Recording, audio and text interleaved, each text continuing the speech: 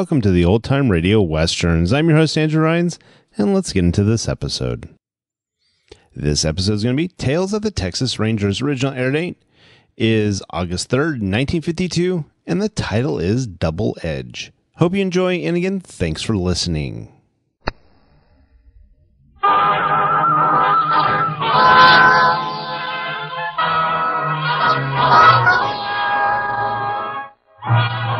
Tales of the Texas Rangers, starring Joel McCrea as Ranger Jayce Pearson. Another authentic reenactment of a case transcribed from the files of the Texas Rangers.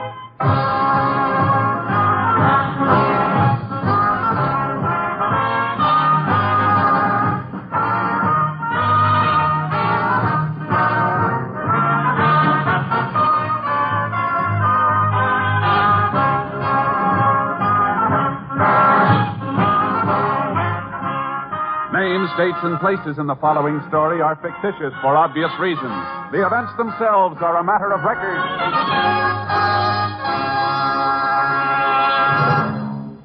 I'd like to talk to the ladies for a moment. We can't eliminate your work for you. I wish we could. But if your job is keeping the home in order, we'll try to lighten the load with a series of wonderful weekday radio shows on this same NBC station. Walter O'Keefe is your genial host on Double or Nothing, and O'Keefe's okay. Set your dial to Double or Nothing, and the laughter will add a bit of brightness to your day. Another friend of yours is radio's Warren Hull, who daily presides over Strike It Rich, the program with a heart. The program that can give you a lift while bringing financial happiness to a contestant. Dave Garroway is another gloom chaser in NBC's daytime schedule. And Bob and Ray, this year's Peabody Award-winning comics, make subtle fun of radio in a rib-tickling way. So be sure to include them in your listening, too. Yes, as I said before, I wish we could eliminate your housework, but since we can't, maybe listening to these fine NBC shows will help to pass the time more quickly. Why don't you try it out, tomorrow and every day this week? Now, Tales of the Texas Rangers.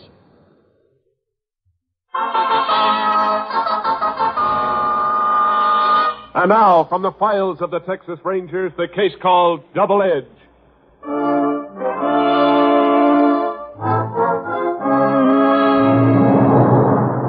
It is 11:30 on a Monday morning in June during the early 1920s. In the town of Holden, Texas, an elderly woman puts through a telephone call to the bank. That's right, operator. 423J. Now you be quiet, baby. You know your mother doesn't like you to cry.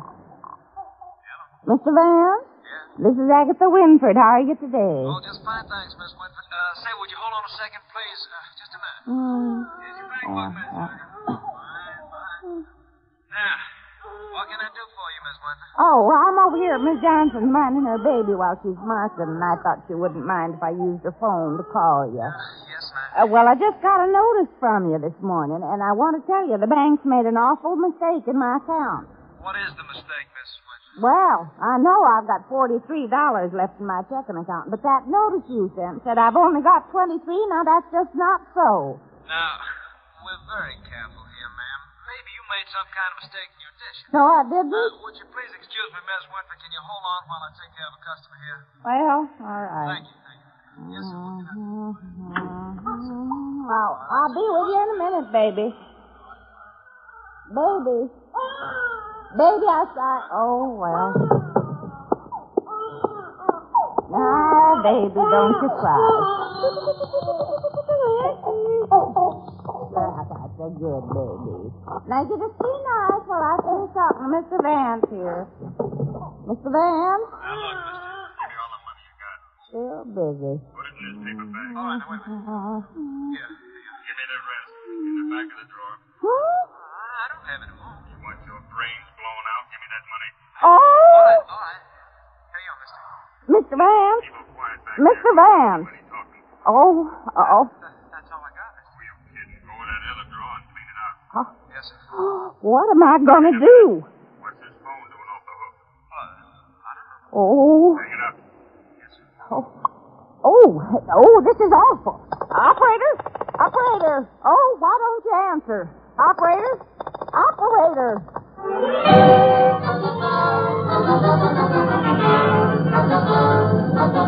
Mrs. Winford notified the sheriff that the bank was being held up. Within a matter of minutes, the sheriff raced to the scene, only to find that the hold-up men had already made a getaway. After a preliminary survey, the sheriff requested assistance from the Texas Rangers. Ranger Jayce Pearson was assigned and arrived at the bank 15 minutes later. Over here, Jayce. Howdy, Sheriff. I'm glad you could get here so fast. I was only about 10 miles away when my headquarters contacted me. Fellas that held up this place sure had a lot of nerve. How many were there? Only two, as far as I can gather. One of them kept the customers in the back. The other one got the money from the teller. Took nearly $6,000. Anybody able to identify them? Nope, they were both wearing bandanas over their faces. How about their getaway? Anybody see them after they left the bank? Not a soul that I could find. Seems like they just disappeared into thin air. We did get one break, though. What's that? Well, the teller keeps an extra $200 in his drawer just in case the bank is held up. 10 20s with a special marking. How are the bills marked? There's a green dot inked in under the first letter of the serial number. Naturally, the bank's got a record of the numbers. That'll help us some. We'll get out a circular. By tomorrow morning, every bank and police officer in Texas will have a copy. It beats me how these fellows had so much nerve. Had it planned right down to the last move. They even took into consideration... Oh, there's Jim Vance coming out of that office. He's a teller. Reckon he's bringing that list of serial numbers. Got that list of numbers for us, Jim? Yes, sir. Right here. But there was something else I want to see you, Barrett. What's that? Well, now, I forgot all about this in the excitement. The man who was holding customers in the back, he passed me on his way out. Yeah? Seemed to be having trouble with his bandana. It slipped down a little just as he got alongside my window. You mean you got to look at his face? Well, no, sir. Not exactly. But I did see one thing. Remembered it while I was writing out those numbers just now. He had a mole under his eye. But a good-sized one, too. Which eye was it under? Right? No, I got it twisted. I was facing him, so it must have been his left eye. Well, at least we got some information for that bulletin, Jayce. Yeah, let's put it on the wires.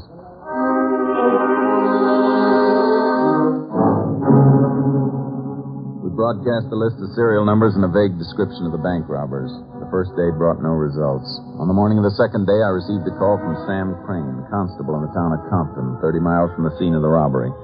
He told me the bank in Compton had reported receiving one of the marked bills the day before. The sheriff wasn't free at the moment, so I went to Compton alone. 10 that morning, I entered the constable's office. Well, Jay. Howdy, Crane. Good to see you again. Real good.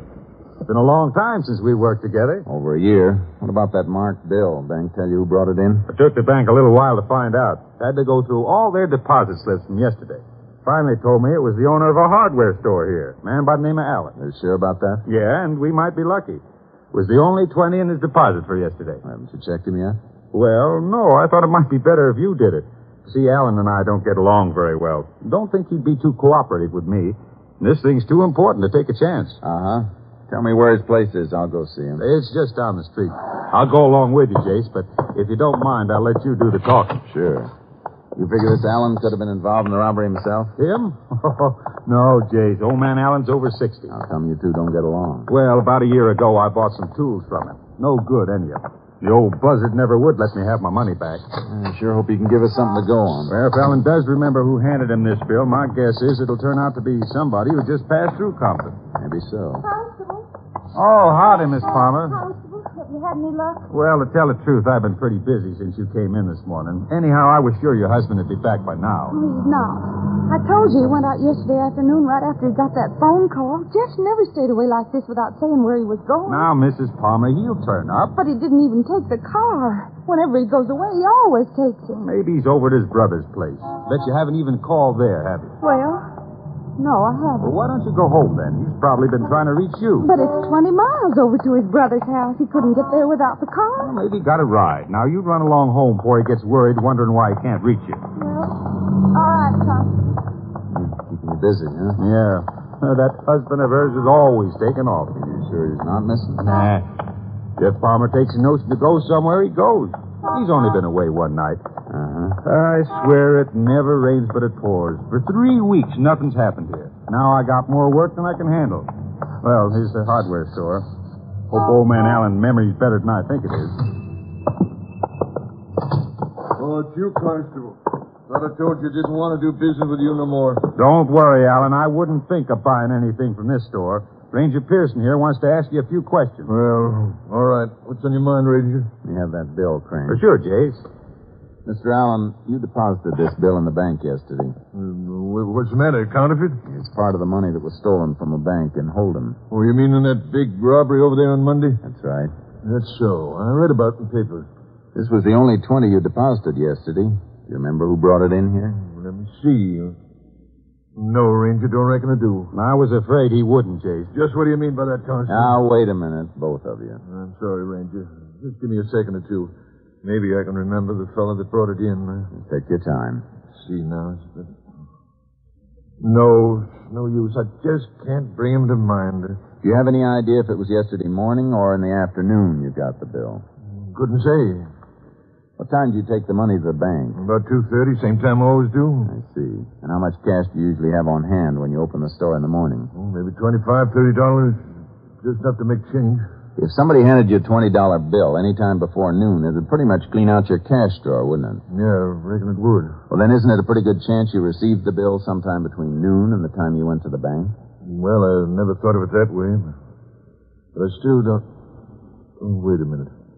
Yep, it's coming back to me now. I just finished eating, and this fella come in and bought a box of shotgun shells.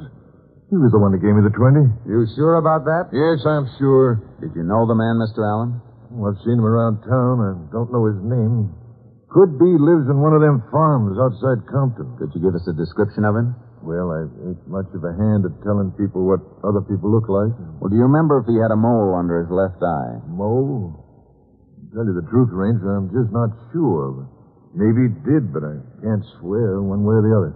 All right, Mr. Allen. Thanks a lot. One thing I'll say, if I was to see this fellow again, I'd know him. I hope we can show him to you soon. Come on, Crane. Let's get back to your office.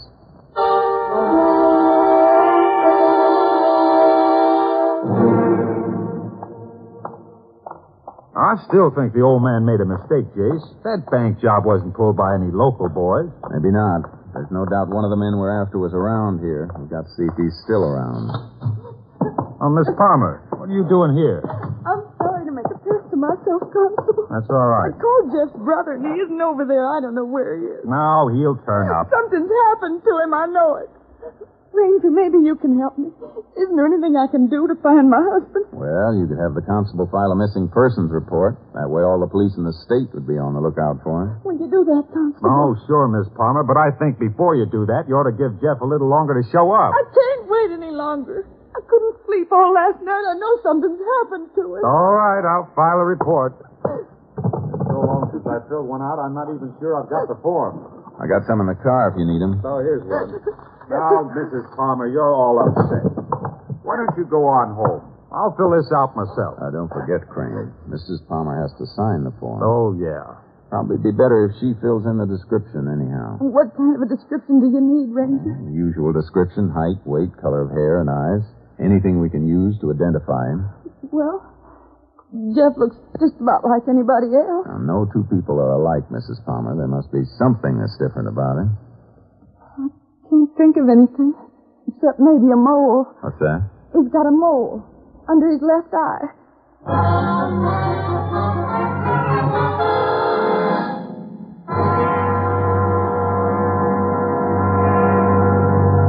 In just a moment, we will continue with Tales of the Texas Rangers, starring Joel McCrea as Ranger Jayce Pearson.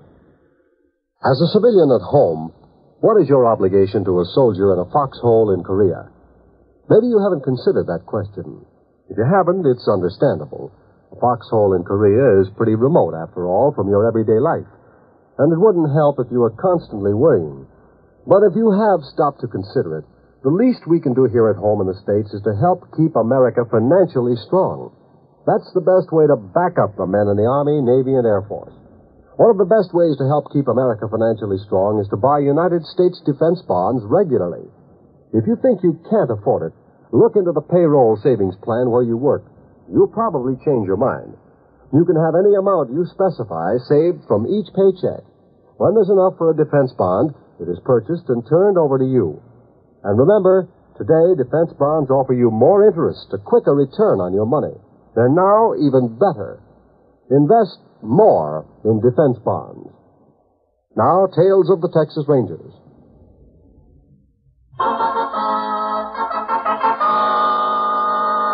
We continue now with Tales of the Texas Rangers and our authentic story, Double Edge.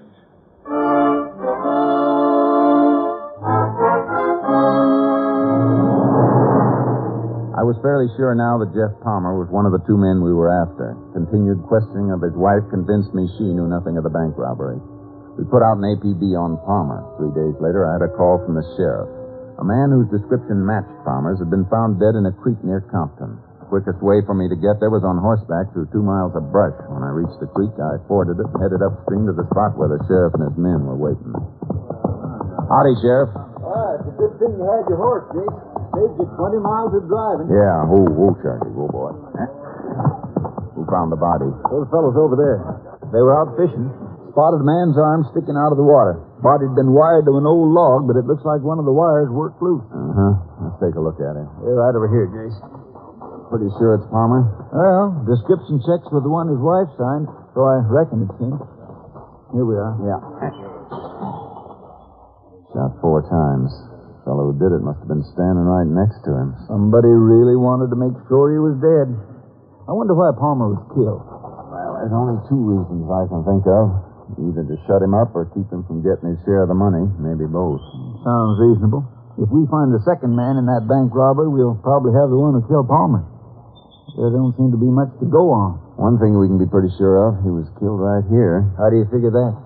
Tent's been made to cover it up, but you can still see quite a bit of blood on the ground here. Yeah, I noticed that, but I thought he could have been killed somewhere else and brought here. Well, then there wouldn't be all this blood. Not much bleeding after death. Well, it would have been smart of the killer to do the job here. Certainly not many people around. No, we'll have to go over the area. You checked that cabin up on the hill, Sheriff? Where? Through those trees. No, I didn't notice it before. The person who lives there could have heard the shots. We'd better talk to him. Okay. Opening in the brush. We can go up through here. Uh-huh. Pretty much trampled from here on up the hill. Somebody's come down almost to the spot where Palmer was killed. In the past few days, too, from the look of it. You think whoever lives in that cabin had something to do with this business? Could be. Well, they might have been hiding out here together and then... Hey, Jayce. A man just ducked behind that tree up there. Yeah. Look, he's starting up the hill.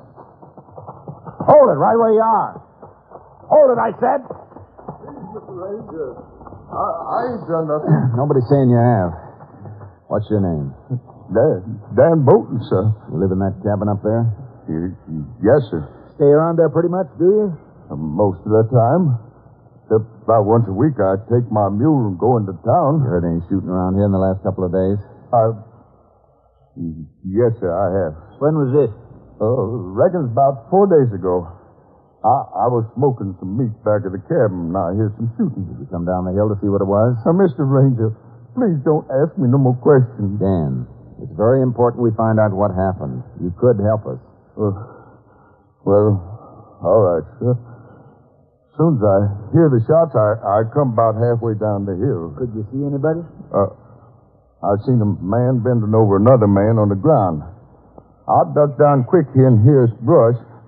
I was scared if he'd see me, he'd shoot me, too. Did you see his face? Yes, sir. You know who he was? No, sir. I don't think you're telling us the truth, Dan. Mr. Ranger, I just live here in my cabin, and I don't hurt nobody, and I don't want nobody hurting me. Dan, tell us who the man was you saw down here the other day. I can't, Mr. Ranger. I'm scared. Nothing's going to happen to you. I can promise you that. Well, like I say, I was hiding here in the brush. I didn't see this man's face good till he picked the other man up and carried him over to the creek. Then I seen him real plain. Who was it, Dan? The constable in the Compton, Mr. Sam Crane. We questioned the old man further. He was absolutely sure it was Constable Sam Crane he had seen. We took Dan back into town with us. When we arrived at the mortuary where the dead man's body had been taken, we put Dan in an office next to the morgue. And I phoned the constable and asked him to come over as quickly as possible. The sheriff and I stayed in the room with Palmer's body. 5 minutes later, Crane walked in. I got here as quick as I could, Jayce. What's this all... Oh, Sheriff. Howdy, Crane. You wanted me for something? I found the body of a man. It could be Palmer. I'd like you to identify him. Well, sure, but why me? Why didn't you get Miss Palmer? I wanted to be sure we were right before we call her down here. There's no use getting her any more upset than we have to. Well, I didn't know him very well, Jayce. Didn't you? Funny, I got the idea you did. Is that the body over there? Yeah, better take a look. Where'd you find him? McCrea, about 10 miles from here. Pull the sheet back, will you, Sheriff? Sure, sir. Well, Crane? Oh. You can cover him up again. It's Jeff Palmer. Who killed him? I thought maybe you could tell us that. Me? Where were you at 11:30 Monday morning? Monday? Uh-huh. Where were you? Well, I don't know, Jayce. Reckon I was in my office working. I reckon you weren't, Crane. Look, How what? about Tuesday? The day after the bank was robbed in Holden. The afternoon that Jeff Palmer disappeared. Jayce, why are you asking me all these questions? Because we think you and Palmer robbed that bank in Holden. What? The morning after the stick-up, you got the circular saying some of the money was hot. Now, wait a minute, You Jayce. went out to warn Palmer. When you found out he'd already spent some of the money and would probably be traced, you had to shut him up. You took him out the creek and killed him. You're crazy, Jayce. If I did that, you think I'd have reported finding one of the stolen bills? You had to do that. If you hadn't reported it, the bank would, and you knew it.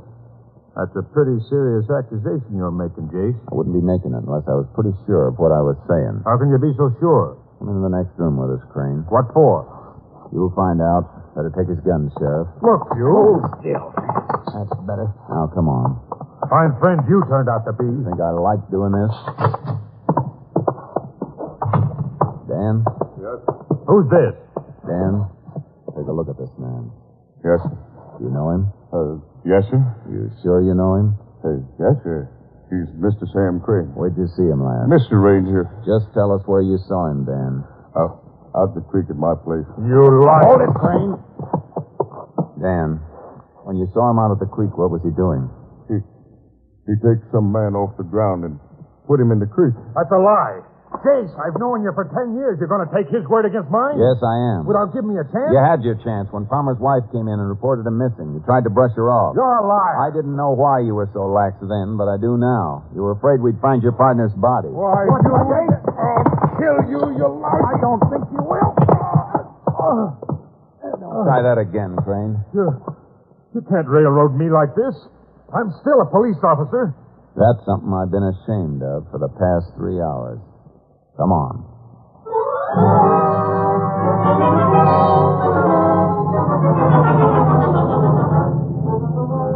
During the ride to the county jail, Crane said nothing, but the hate and bitterness showed in his eyes. We booked him for murder and locked him up. We searched his house and found the money from the bank robbery sewed inside a mattress. 2 months later, Crane was tried in the district court at Holden for armed robbery and murder. As the arresting officer, I was subpoenaed and took the stand against him. The trial lasted a week. When the jury left the courtroom, I went outside and stood on the courthouse steps. After a while, the sheriff came out and walked toward me. Well, it's all over, Jayce. Jury recommended the chair. They didn't seem to have any trouble deciding he was guilty. No, I reckon not. I didn't know you'd walked out till after the jury came back. Sorry you didn't get to hear the verdict. It's all right, Sheriff. I wasn't anxious to hear it. Jayce, you don't mind my saying so. You're taking this thing too hard. Maybe so. Crane is no good. He's rotten clean through. You ought to be glad you helped him get what he deserves. Somehow I can't feel that way. Bad enough sending a man to the chair any time. Somebody you've known and worked with. Yeah, reckon I understand how you feel. The deputies are bringing him out now. I was hoping I'd see you before they took me away, Pearson. Hello, Crane. Wait a minute, boys. I got a few words to say to Pearson here. Never mind what you got to say. Charlie, take him on Just back a to second. What were you going to say, Crane? You think you're pretty smart, don't you? Testifying against me like you did. I only did what I had to. Yeah? Well, listen, Pearson. I'll get you. I'll get you over the last thing I do. Sorry you feel that way. You hear me, Pearson? I'm going to get you. Take him away, boys. I'll get you, Pearson. I'll get you. Dirty scum. He ought to have his face pushed in. Come on, Sheriff. Let's go get some coffee.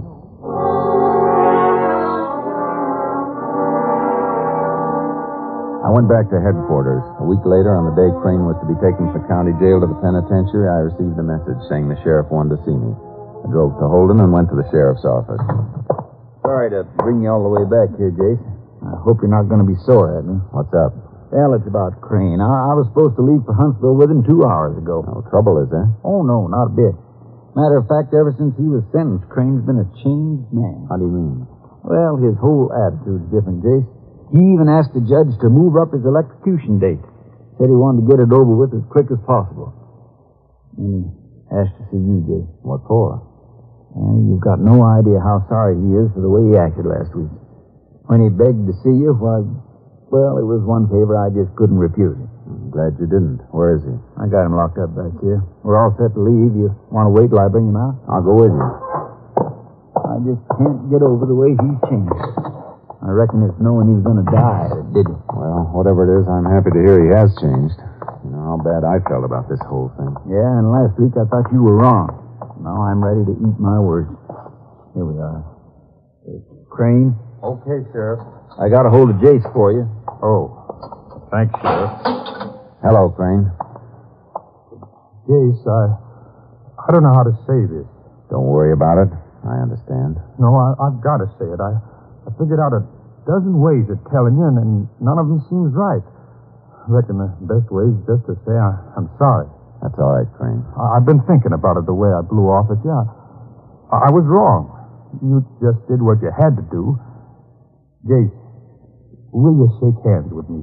Sure I will. I reckon we better get moving, boys. Would you do a favor for me, Jayce? If I can. There's a girl over in Compton. We've been going together a few years.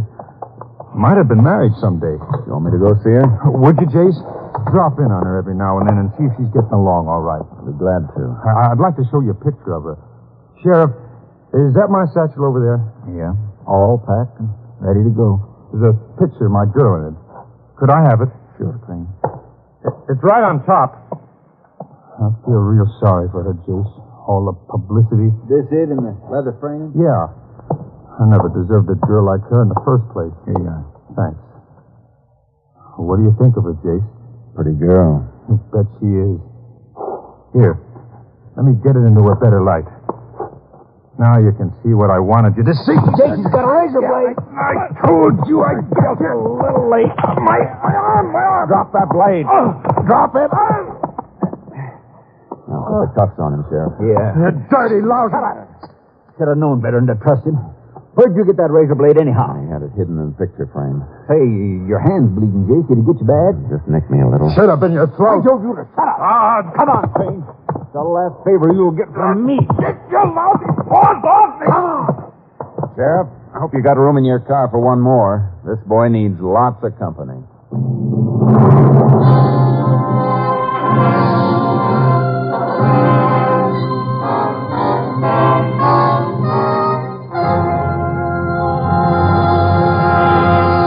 In just a moment, we will tell you the results of the case you have just heard. Monday means music on NBC, and tomorrow evening you're invited to relax in your favorite easy chair or outdoors where you can catch a breath of a breeze and listen to the finest in musical entertainment on NBC. The Railroad Hour once again will bring you an original operetta by Jerry Lawrence and Bob Lee, with music composed and conducted by Carmen Dragon. Your Railroad Hour host, Gordon McCrea, will be joined by lovely Lucille Norman to bring you Starlight. Later, the Telephone Hour will present the brilliant young pianist, Nicole Henriot, as the special guest of the evening. And, of course, Monday's musical entertainment wouldn't be complete without the voice of Firestone. Tomorrow evening, the voice of Firestone presents soprano Roberta Peters and the music of Howard Barlow and the Firestone Orchestra and Chorus.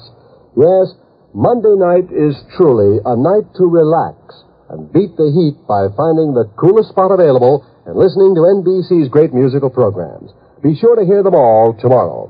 Now, the conclusion of Tales of the Texas Rangers.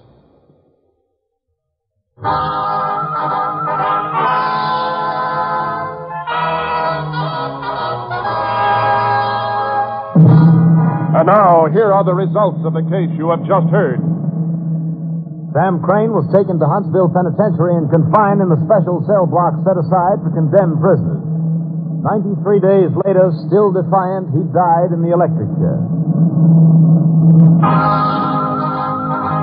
Next week, Joel McCrea in another authentic reenactment of a case from the files of the Texas Rangers.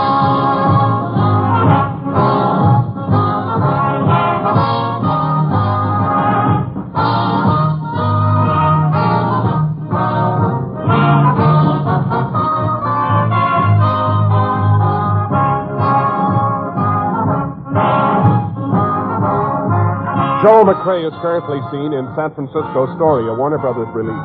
The cast included Tony Barrett, Virginia Gregg, Frank Gerstle, Parley Baer, Paul McVeigh, and Robert Bice. Technical advisor was Captain M.T. Lone Wolf Gonzalez of the Texas Rangers. This story was transcribed and adapted by Charles E. Israel, and the program was produced and directed by Stacy Keach. Tales of the Texas Rangers is heard each week overseas through the worldwide facilities of the Armed Forces Radio Service. Hal Gibney speaking.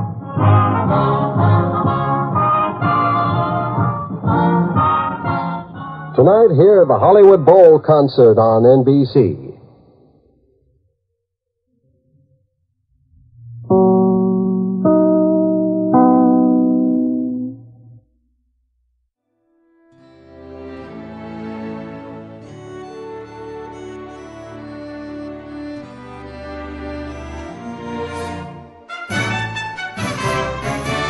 This has been a presentation of OTRWesterns.com, and we hope you enjoyed. Please take some time to like and rate our shows in your favorite podcast application. Follow us on Facebook by going to OTRWesterns.com/Facebook. Join in the conversation by going to OTRWesterns.com/Discord. And don't forget to send us an email, podcast@OTRWesterns.com. This episode is copyright under the Attribution Non-Commercial Share Alike copyright. For more information, go to OTRWesterns.com/copyright. Have a great day, and again, thanks for listening.